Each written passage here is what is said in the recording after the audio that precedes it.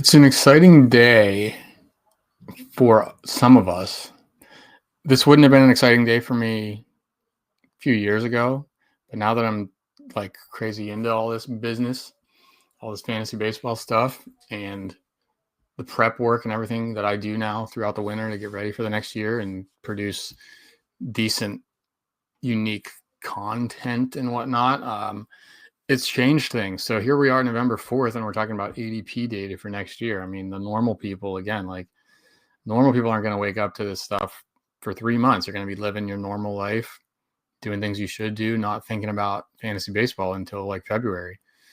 And that's the right way to go. Okay. But guys like me are the ones that do this stuff all November and December, and then you can catch up from us in March. Like, so if I sweat this all out and grind through 3 winter months of fantasy baseball research and stuff, like maybe you don't pay attention at all from November, December, January, but then you can, it's all there for you. And I've done all the work, and, so it's all worth it. I don't feel even like I shouldn't be doing this. Like this is what it takes. I think it takes 3-4 months, getting in the game 2 months ahead of everybody else to have that advantage to be one of the better fantasy baseball dudes. And that's all I've ever tried to be, just one of the better. I don't have to be the best. Some would say I am. I don't know if I would say that, but it doesn't matter anyway. I mean, how good I am at fantasy baseball content is pretty much irrelevant, useless, as Solomon would say, like chasing the wind, meaningless, folly. But we have NFBC ADP data now, these sickos, including myself, not including myself yet, because I'm not going to get into one of these hoping to hold out till Christmas time or so. It's nice to open start a Christmas morning with a little slow draft. Done that before. But people are drafting already for 2026. NFBC has these contests. So it's the NFBC, National Fantasy Baseball Championship, or something like that. Shout out to them. They're not a sponsor or anything, but they give us a chance to kind of just soak in this stuff all winter long, even in the fall. I mean, we're not even close to winter. I say winter, like we're like at least 5 weeks away from winter actually beginning. But anyway, there's already 2026 drafts going on. A lot of you, probably a bulk of my or a disproportional percentage of my audience in these November, December stuff are people that are in these drafts. But for those of you who don't know, these are quote unquote high stakes drafts. NFBC, that's how it goes. And by high stakes, they just kind of mean like there are some seriously high stakes stuff, like $1,000 entries, whatever. I think the main event, like kind of their flagship contest, is a $1,600 entry or something like that. But they have stuff for $50. I think that's the minimum. And that's what you see some of these drafts now. So you can get in a draft for $50 and draft and hold. And that's kind of the ADP we're looking at. Now, there's going to be a lot of other contests and stuff built into this. I'm going to put everything we can into this just to have like everything covered, because ADP really does, like, you don't really want to be looking at certain league types ADP for your own draft prep if it's a totally different league style. And the one thing to know if you don't is that these drafts are all very they are all draft and holds, which means you draft 50 players. So you have 50 rounds. It's either a 12-team or a 15-team league. 50 rounds, you draft those guys. There's no trades, no waivers, no IL, no picking anybody up. You're just stuck with those 50 guys. Now, you do set a lineup every week. You do have a bench and a starting lineup. So there's some management on there, but once you're there, you're stuck. If a guy gets hurt, nothing you can do besides put him on the bench. If you have 3 second basemen and they all go on the IL, guess what? You're just not starting a second baseman for those weeks. I can tell you that from experience. I've been there. So a lot of strategy, ton of different ways to approach that to play better than others.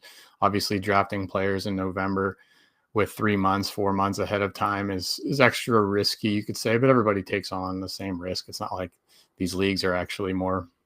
There's no you're not taking any more risk on than your league mates because you're drafting at the same time. The one interesting aspect to me is that you are competing against other leagues that will draft way later because there's an overall component to it. So there's a huge prize at the very top.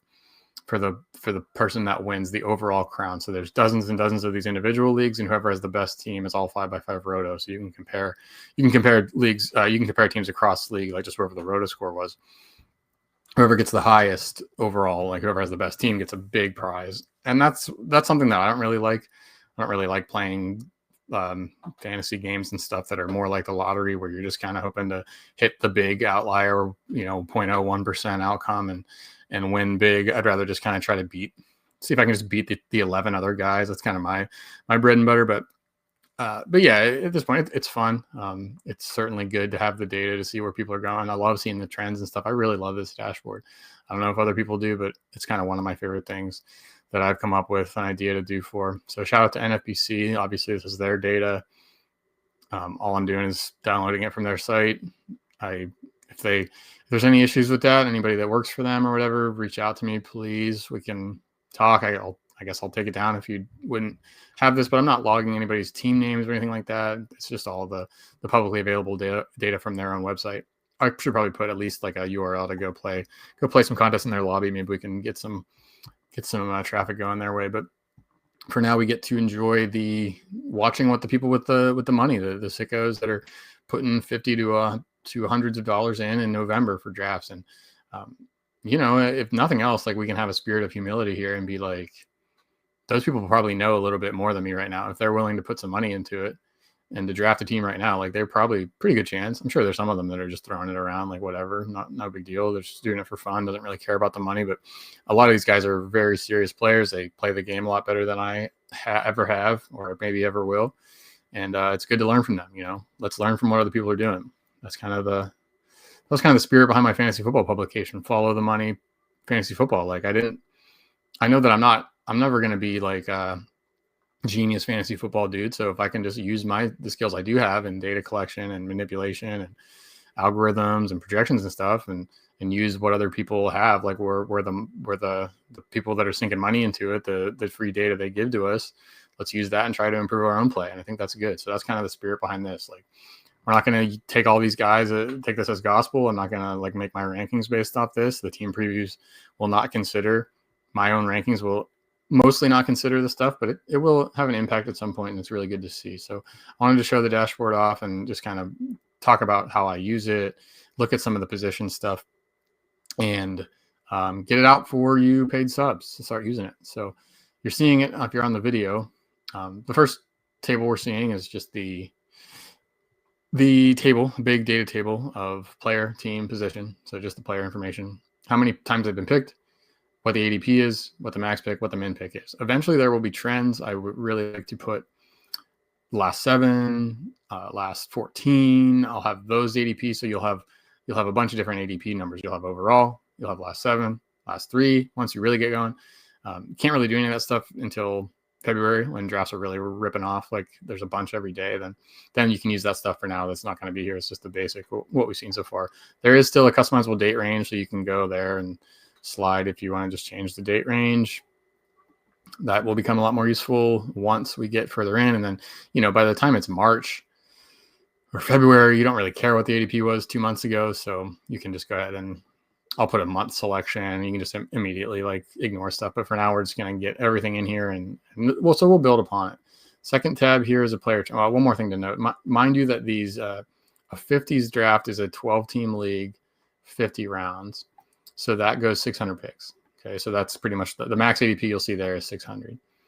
A DC is 15 teams, 50 rounds. So that is 750. So yeah, in some of these drafts, you have 750 players going, which is why a guy like, we still see Cal Quantrill getting drafted once. We see, DJ Hurts only drafted twice at ADP 740. How about that? I guess he was not good and hurt, but a little surprising. JP France is here getting drafted. I mean, Miles Straw got drafted once. Like, all this stuff, these guys that won't even play in the major leagues, but that's what you have to do when you have 750 picks.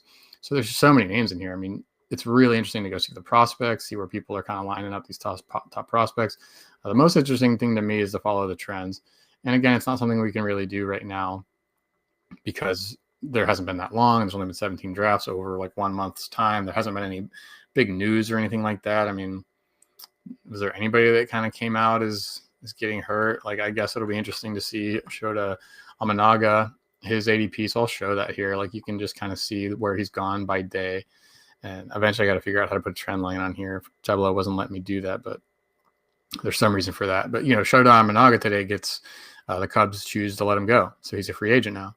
Where he lands, obviously, will affect the ADP. Maybe even just the fact that the Cubs were like, no thanks. That tells you something, right? Are they worried about his health? Are they worried about how he's going to age? I mean, he was signed as a 30, 31-year-old. The guy's parking on 34, 35 right now. So interesting stuff like that. And obviously news of injuries will come out. Teams will change. All this stuff. So we're just going to track it all winter. Cool stuff to have. The other tab is the player comp. Again, lots more tabs coming, lots more stuff coming, but it'll all be self-explanatory when it comes out. But just wanted to announce this now. So what you can do here is, maybe if you're actually doing a draft and you're between a couple of players,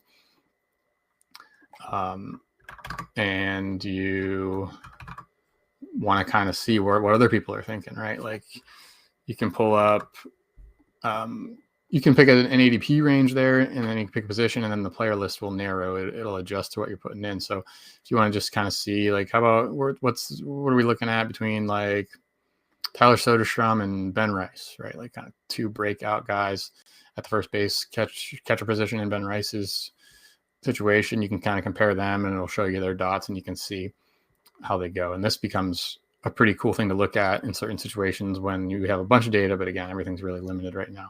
So that's that. The link will be under the paywall of this post, and it's in the resource glossary. So paid subs can check it out. I do want to also show the football one because that'll give you a good idea of stuff that is coming. So let me share that tab. All right, so this was the football one. It was NFBC. It's the same website, but it's their football products. So just stuff that you'll see that on the football one that is coming for the baseball one, but probably not. Some of the stuff not till next year, January, February. Auction values, really liked looking at the auction values. So NFBC, NFFC, they have auction drafts as well. And I didn't have that on the baseball one last year, but I'm going to incorporate it this year because auction drafts gives you a really good idea of like who are guys really willing to spend on. In a snake draft, there's the first pick and there's the second pick, and there's not one pick difference between those two. But in an auction draft, it's not like there's a $1 difference. Like these guys, you can spend whatever on whoever. So it's interesting to see like the dollar values based on a $200 budget in this case, but that kind of stuff. Then I ended up with last 7 trends, last 3 days trends for both snake and auction. So, good to see like interesting to see like over the last 3 days of draft season, Rashid Rice was up $6. He was going for $6 more than what he had previously. Just stuff like that. And it's really, so that's kind of just gives you a good idea of how to value guys. Kind of all the same uptrenders, downtrenders by month, player comparison. I guess that's pretty much it to show you, but just all these ideas and more will be on the baseball one as we go. I mean, it's hard to add too much right now on November 4th, but I'll be updating this every few days, probably at least once a week. We'll get new draft data in there, and then you'll be able to see that from whatever the date says on there. So I don't like the camera being this freaking close to my head. I don't think I look super great, but anyway, that's that. Links up there. Enjoy it. Let me know what you want me to add. Let me know what else you think, and enjoy. See you later.